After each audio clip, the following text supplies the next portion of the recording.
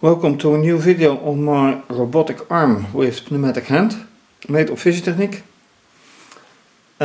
where of course the counterweights are not fischertechnik, they are old cooling elements for CPUs, processors. Then a few motors, including this one, that are not fischertechnik either, although the same brand, because they have a very different torque and speed. Last time I had to focus on the compressor, the tubes, the blue ones, and some wires, the red ones. And in order to fix the hand function and to fix the basic arm function.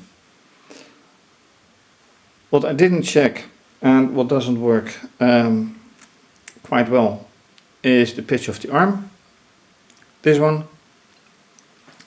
So apart from that, if that is all more or less working, there's a switch here that is still not working quite well. So there's something to improve. Let's see how and if.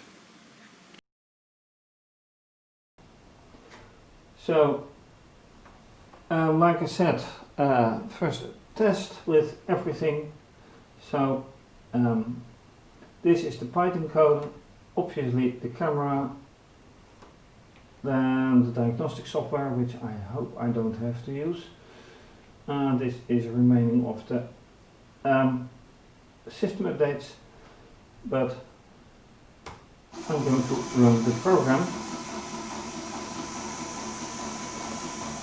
So let's see how this works out.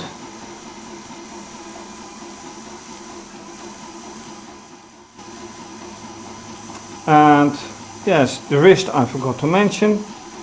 With some help it does work out, but then again only with some help. Then this is still going in, which is, and then here's the problem and here's the problem. So if I help it like this, the hand should fall like this, and then it should stop, and then it goes to release. However, that point is very short. Should I make a delay in here to make sure that it doesn't just goes back and forth depending on the switch? I think I should. So that's a first improvement then, to just let it completely go and then after some time get back in again. Then this switch, does it work anyway? Not really, and I should not hold the arm.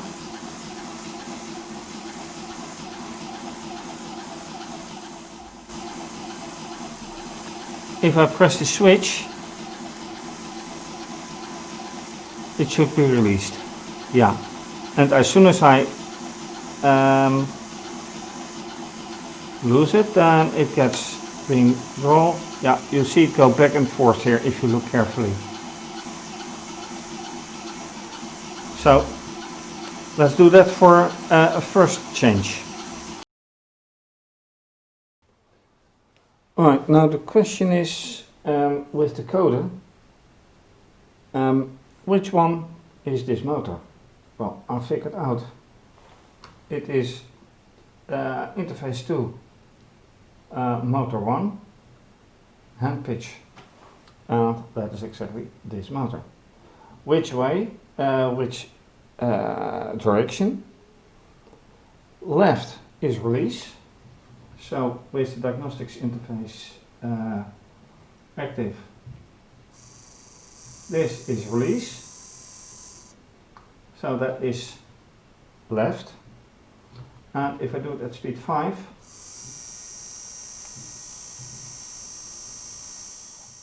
with the worm wheel, it's not that fast.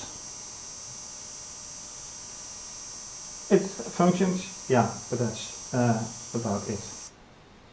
So the other way is the same thing, just pull. So in the software, here, ftdiagnose 2, which is this one, and this is 1, but I realize you can't even see, but anyway, this is 1, and this makes 2. So if false, then okay, your status is 0, print it, and if your status is 0, pull. Your status is for this movement, which I have been trying to do, but that depends on all these sensors. So now the question is, as in the last segment, do I count the time, or do I make a switch? Do I introduce another switch which somehow detects that this is long enough,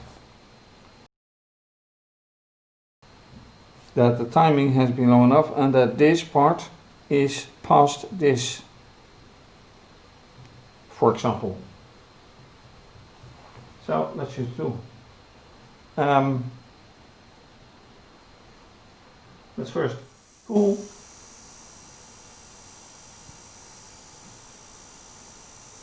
Speed 5 out of 7.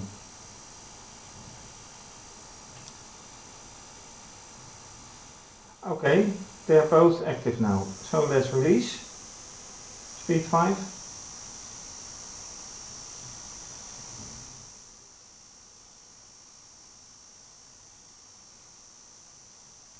This is all we need,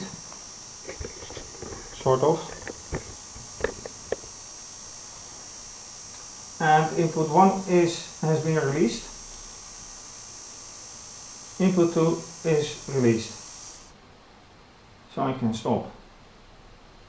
How long did it take? No more than 10 seconds, I think. Okay.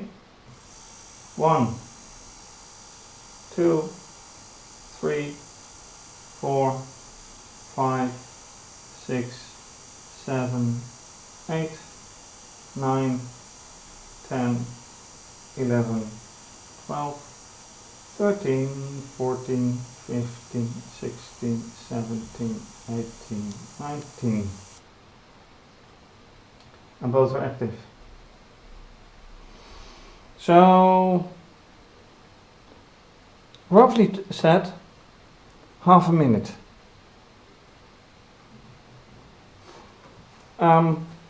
Depending on the speed, of course. But the question is, do you count half a minute? So, do I put here, instead of 2, do I put here 30? Not sure that's wise. So, is a switch better? And if so, how? And while thinking about the time, I have released the pitch even more, some minute, and it's really slow. But on the other hand, I've been looking at the algorithm, and here it says if T2 digital 1, which is the switch right on this side. T digital 2 T2 digital 2 is this one. But they do exactly the same thing, basically. So, what I need to do is combine them and create cases that says if T digital 1 and not digital 2, if digital 1 or digital 2 and not digital 1, and if neither and if both. So that requires a complete rewrite of the algorithm of the hand sensors. Well, the second sensor that I had in mind, I'm going to leave it out. And these are the schematics. So this is with the valve for the hand, everything with the fingers, and previous page, this is the hand pitch, motor of the hand pitch, where I am focusing on now with the switch of the hand pitch, which, oops, there's yet another one which I haven't included yet. So I will do so now. Copy, paste.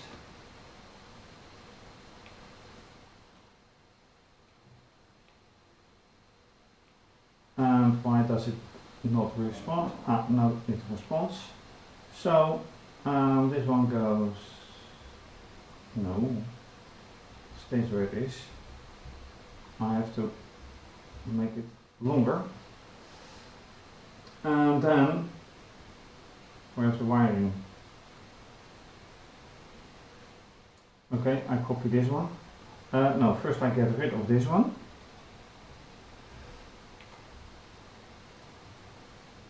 Okay. Copy.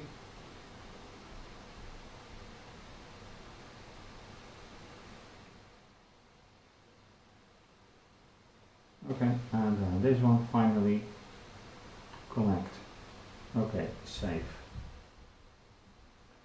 So this is, let's just say,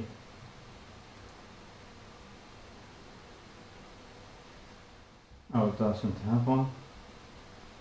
Yeah, it's a new version which I haven't gone quite accustomed to yet. But anyway, this is the second hand pitch on the correct input. And another switch is not going to be there. Which brings me back to the algorithm, and considering the time, I think I'll leave it at that for now. So next time I will have to rewrite everything and retest everything. For now, let's just run it again. So, with daylight diminishing fast, let's run the coder.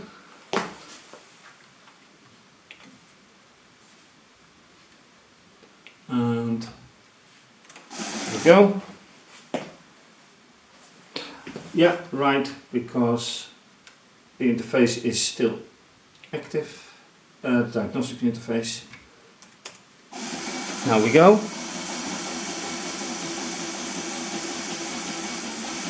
And then hopefully quickly I have more than enough air to do something. No, not yet.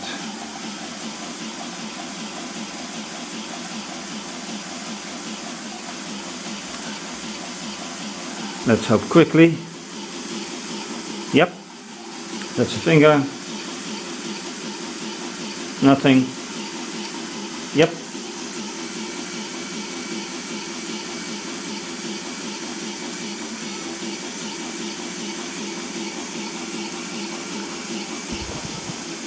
They're not all responding. Okay, unfortunate, but at least something works. Thanks for watching. If you like this video, please subscribe to my channel and give the video a thumbs up.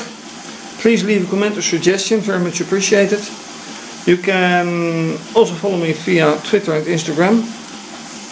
Please show your support by either becoming a patron or donate via PayPal. You can also donate via IBAN. More information under this video or on my website. This is going to be continued, so for now have a nice day, stay safe, bye.